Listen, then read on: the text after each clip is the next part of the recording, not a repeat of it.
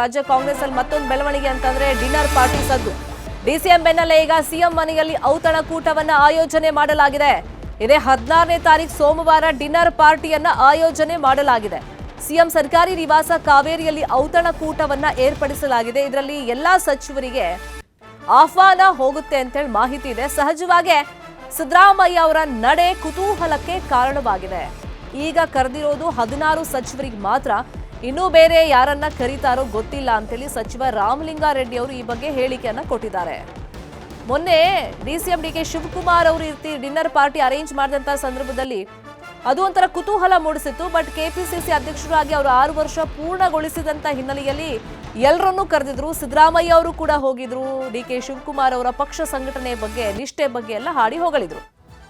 ಅದ್ರ ಬೆನ್ನಲ್ಲೇ ಈಗ ಸಿದ್ದರಾಮಯ್ಯ ಅವರು ಕೂಡ ಔತಣಕೂಟವನ್ನ ಏರ್ಪಡಿಸಿದ್ದಾರೆ. ಕೇವಲ ಸಚಿವರುಗಳಿಗೆ ಮಾತ್ರ ಆಹ್ವಾನ ಕೊಟ್ಟಿದ್ದಾರೆ ಅಂತ ಗೊತ್ತಾದ ಮೇಲೆ ಸಹಜವಾಗಿ ಕುತೂಹಲಕ್ಕೆ ಕಾರಣ ಆಗಿದೆ. 16ನೇ ತಾರೀಕು ಸಾಯಂಕಾಲ 7:30ಗೆ ಕರೆದಿದ್ದಾರೆ. ನನಗೂ ಕೂಡ ಕರೆದಿದ್ದಾರೆ. ಆಗಾಗ ಹಿರಿಯ ಸಚಿವರನ್ನ ಕರೆದು ಸರ್ಕಾರದ ಬಗ್ಗೆ, ಪಕ್ಷದ ಬಗ್ಗೆ ಮಾತಾಡ್ತಾರೆ. ಇದೇನು ಹೊಸದೇನಲ್ಲ, ಮೊದಲಿಂದಲೂ ಕೂಡ ಇರ್ತಕ್ಕಂಥದ್ದೇ. ಸೋಮವಾರ ಇದೆ, ನಾನು ಹೋಗ್ತಾ ಇದ್ದೀನಿ. CLP ವಿಚಾರ, ಅಲ್ಲಿ ಶಾಸಕರು ಮಾತಾಡಿರ್ತಕ್ಕಂಥ ವಿಚಾರ ಆಗಿದ್ರೆ ಎಲ್ಲ ಸಚಿವರನ್ನು ಕೂಡ ಕರೀತಾ ಇದ್ರು. ಮತ್ತು ಈಗ ಕರೆದಿರ್ತಕ್ಕಂಥದ್ದು ಕೇವಲ 16 ಸಚಿವರು ಅಂತ ಮಾಹಿತಿ. ಎಲ್ಲರನ್ನೂ ಕರೀತಾರೆ ಅನ್ನೋ ಗೊತ್ತಿಲ್ಲ. ಸಹಜವಾಗಿ ರಾಜ್ಯದ ರಾಜಕೀಯ ಮತ್ತು ಸರ್ಕಾರದ ಇನ್ನೂ 2 ವಾರ ಇದೆಯಲ್ಲ, ಅಸೆಂಬ್ಲಿ ಇದೆಯಲ್ಲ, ಬಿಲ್ಸ್ ಬರುತ್ತೆ, ಮತ್ತು ವಿಪಕ್ಷದವ್ರು ಏನೇನು ಮಾಡ್ತಾರೆ ಅದಕ್ಕೆ ನಾವು ಕೌಂಟರ್ ಎಲ್ಲ ನಾವು ರೆಡಿ ಮಾಡ್ಕೋಬೇಕಲ್ಲ. ಅದ್ರ ಬಗ್ಗೆ ಮಾತಾಡೋಕೆ ಕರೆದಿರ್ಬೋದು ಅಂತ ನಾನು ಊಹಿಸ್ತಿದ್ದೀನಿ. ಇದೇ ವಿಚಾರವಾಗಿ ಇನ್ನಷ್ಟು ಡೀಟೇಲ್ ಆಗಿ ಇನ್ಫಾರ್ಮೇಶನ್ ಕೊಡ್ತಾ ಹೋಗೋದಕ್ಕೆ ಒಂದ್ಸಗೆ ನೇರ ಸಂಪರ್ಕದಲ್ಲಿ ಸಿಕ್ಕಿದ್ದಾರೆ ನಮ್ಮ ರಿಪೋರ್ಟರ್ ಕಾರ್ತಿಕ್. ಒಂದ್ ಕಡೆ ಪವರ್ ಶೇರಿಂಗ್ ವಿಷಯ, ಮತ್ತೊಂದ್ ಕಡೆ ರಿಶಫಲ್ ಮಾಡಬೇಕು ಕ್ಯಾಬಿನೆಟ್ ಅಂತೇಳಿ ಆ ಒತ್ತಡ. ಈ ಮಧ್ಯದಲ್ಲಿ ಆಯ್ದ ಸಚಿವರುಗಳಿಗೆ ಮಾತ್ರ ಸಿಎಂ ಡಿನ್ನರಿಗೆ ಕರೆದಿರೋದಾ? ಶಮಿತಾ ಶೆಟ್ಟಿ, ಬಹಳ ಪ್ರಮುಖವಾಗಿ ನಾವು ಇಲ್ಲಿ ಗಮನಿಸಬೇಕು, ರಾಜ್ಯ ಕಾಂಗ್ರೆಸ್ನಲ್ಲಿ ಇತ್ತೀಚೆಗೆ, ಅದರಲ್ಲೂ ಬಜೆಟ್ ಅಧಿವೇಶನ ಆರಂಭ ಆದ ನಂತರದಲ್ಲಿ ನಾಯಕತ್ವ ಬದಲಾವಣೆ ವಿಚಾರ ಇರಬಹುದು, ಹಾಗೆ ಕ್ಯಾಬಿನೆಟ್ ರಿಶಫಲ್ ಮಾಡಬೇಕು ಅನ್ನೋ ವಿಚಾರಕ್ಕೆ ಸಂಬಂಧಪಟ್ಟಂತೆ ಸಾಕಷ್ಟು ಬೆಳವಣಿಗೆಗಳು ಕೂಡ ಆಗ್ತಾ ಇರತಕ್ಕಂಥದ್ದು. ಅದರ ನಡುವೆ ಈಗ ಸಿಎಂ ಸಿದ್ದರಾಮಯ್ಯನವರು 16 ಸಚಿವರಿಗೆ ಔತಣಕೂಟವನ್ನು ಕೂಡ ಏರ್ಪಡಿಸಿದ್ದಾರೆ. ಸೋಮವಾರ ಸಂಜೆ ಅಧಿಕೃತ ನಿವಾಸ ಕಾವೇರಿಯಲ್ಲಿ ಔತಣಕೂಟವನ್ನು ಇಲ್ಲಿ ಏರ್ಪಡಿಸಿರ್ತಕ್ಕಂಥದ್ದು. ಪ್ರಮುಖವಾಗಿ ಅವತ್ತು ಸಚಿವರೊಂದಿಗೆ ಸಿಎಂ ಸಿದ್ದರಾಮಯ್ಯನವರು 1-to-1 ಮಾತುಕತೆಯನ್ನು ಕೂಡ ಮಾಡಲಿಕ್ಕಿದ್ದಾರೆ.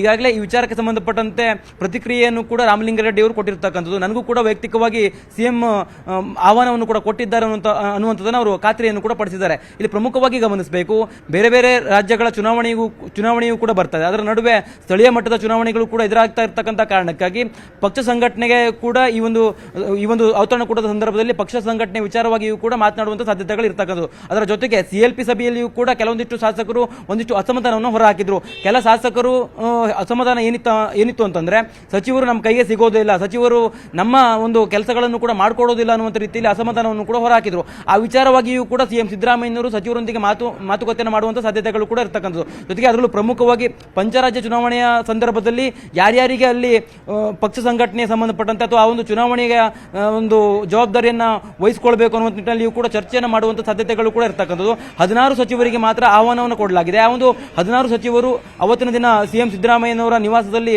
ಸಭೆಯನ್ನು ಸೇರ್ತಾರೆ. ಸಿಎಂ ಸಿದ್ದರಾಮಯ್ಯನವರು 16 ಸಚಿವರೊಂದಿಗೂ ಕೂಡ 1-to-1 ಮಾತುಕತೆಯನ್ನು ನಡೆಸುವಂತ ಸಾಧ್ಯತೆಗಳು ಇರ್ತಕ್ಕಂಥದ್ದು. ಒಂದ್ ಕಡೆ ಕ್ಯಾಬಿನೆಟ್ ರಿಶಫಲ್ ವಿಚಾರವೂ ಕೂಡ ಮುನ್ನೆಲೆಗೆ ಬರ್ತಾ ಇದೆ, ಇನ್ನೊಂದು ಕಡೆ ನಾಯಕತ್ವ ಬದಲಾವಣೆ ಚರ್ಚೆಯೂ ಕೂಡ ತೀವ್ರಗೊಳ್ತಾ ಇದೆ. ಇದೆಲ್ಲದರ ನಡುವೆ ಸಿಎಂ ಸಿದ್ದರಾಮಯ್ಯನವರು ಈಗ 16 ಸಚಿವರಿಗೆ ಒಂದು ಔತಣಕೂಟವನ್ನು ಕೂಡ ಆಯೋಜನೆ ಮಾಡಿದ್ದಾರೆ. ಇದೇ ಸೋಮವಾರ ಈ ಒಂದು ಔತಣಕೂಟವನ್ನ ಆಯೋಜನೆ ಮಾಡಿರ್ತಕ್ಕಂಥದ್ದು. ಶರ್ಮಿತಾ ಶೆಟ್ಟಿ, ಸಹಜವಾಗಿ ಒಂದು ಪ್ರಶ್ನೆ ಮೂಡುತ್ತೆ, ಕುತೂಹಲಕ್ಕೂ ಕಾರಣವಾಗಿರೋದು ಯಾಕೆ ಬರೀ 16 ಸಚಿವರು ಮಾತ್ರ ಅಂತ.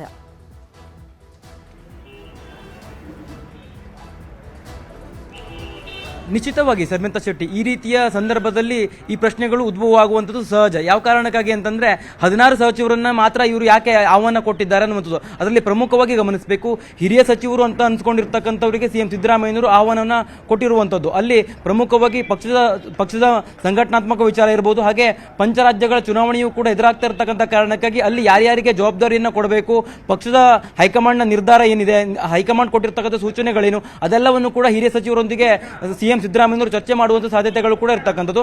ಜೊತೆಗೆ ಮುಂಬರುವ ಉಪಚುನಾವಣೆಗಳಿರ್ಬೋದು, ಹಾಗೆ ಸ್ಥಳೀಯ ಚುನಾವಣೆಗಳ ಜವಾಬ್ದಾರಿಯನ್ನು ಕೂಡ ಹಿರಿಯ ಸಚಿವರ ಹೆಗಲಿಗೆ ಹಾಕುವಂಥ ಸಾಧ್ಯತೆಗಳು ಇರ್ತಕ್ಕಂಥದ್ದು. ಅಂತ ಒಂದು ಕಾರಣಕ್ಕಾಗಿ ಸಿಎಂ ಸಿದ್ದರಾಮಯ್ಯನವರು 1-to-1 ಮಾತುಕತೆಯನ್ನು ನಡೆಸಿ ಮುಂದಿನ ಒಂದು ಯಾವ ರೀತಿಯಾಗಿ ಕಾರ್ಯತಂತ್ರಗಳನ್ನು ಮಾಡಬೇಕು, ಅದು ಪಂಚರಾಜ್ಯ ಚುನಾವಣೆ ಇರ್ಬೋದು, ಅಲ್ಲಿ ಯಾರಿಗೆ ಜವಾಬ್ದಾರಿಯನ್ನು ವಹಿಸಿಕೊಳ್ಬೇಕು ಅನ್ನುವಂಥ ನಿಟ್ಟಿನಲ್ಲಿ ಕೂಡ ಮಾತುಕತೆಯನ್ನು ಮಾಡಬಹುದು. ಜೊತೆಗೆ ಗ್ರೇಟರ್ ಬೆಂಗಳೂರು ಪ್ರಾಧಿಕಾರದ ಚುನಾವಣೆಯೂ ಕೂಡ ಎದುರಾಗಿರ್ತಕ್ಕಂಥ ಕಾರಣಕ್ಕಾಗಿ ಆ ಒಂದು ಚುನಾವಣೆ ಸಂದರ್ಭದಲ್ಲಿ ಯಾರಿಗೆ ಜವಾಬ್ದಾರಿಯನ್ನು ಕೊಡಬೇಕು, ಜೊತೆಗೆ ಉಪಚುನಾವಣೆಗಳಲ್ಲಿ ಗೆಲ್ಲೋದಕ್ಕೆ ಯಾವೆಲ್ಲ ರೀತಿಯ ತಂತ್ರಗಾರಿಕೆಗಳನ್ನು ಮಾಡಬಹುದು, ಬಜೆಟ್ ಅಧಿವೇಶನವೂ ಕೂಡ ನಡೀತಾ ಇರತಕ್ಕಂಥ ಸಂದರ್ಭದಲ್ಲಿ ಅಧಿವೇಶನದ ಒಳಭಾಗದಲ್ಲಿ ವಿಪಕ್ಷಗಳ ಟೀಕೆಯನ್ನು ಯಾವ ರೀತಿಯಾಗಿ ಸಮರ್ಥವಾಗಿ ಎದುರಿಸಬೇಕು, ಈ ಎಲ್ಲ ವಿಚಾರಗಳನ್ನು ಹಿರಿಯ ಸಚಿವರೊಂದಿಗೆ ಸಿಎಂ ಸಿದ್ದರಾಮಯ್ಯನವರು ಮಾತುಕತೆ ಮಾಡುವಂತ ಸಾಧ್ಯತೆ ಇರತಕ್ಕಂಥದ್ದು. ಶರ್ಮಿತಾ ಶೆಟ್ಟಿ, ಫಾಲೋ ಅಪ್ ಮಾಡೋ ಸುದ್ದಿನ ಥ್ಯಾಂಕ್ ಯು ಕಾರ್ತಿಕ್, ಈ ಕ್ಷಣದ ಮಾಹಿತಿಯನ್ನು ಕೊಟ್ಟಿದ್ದಕ್ಕೆ.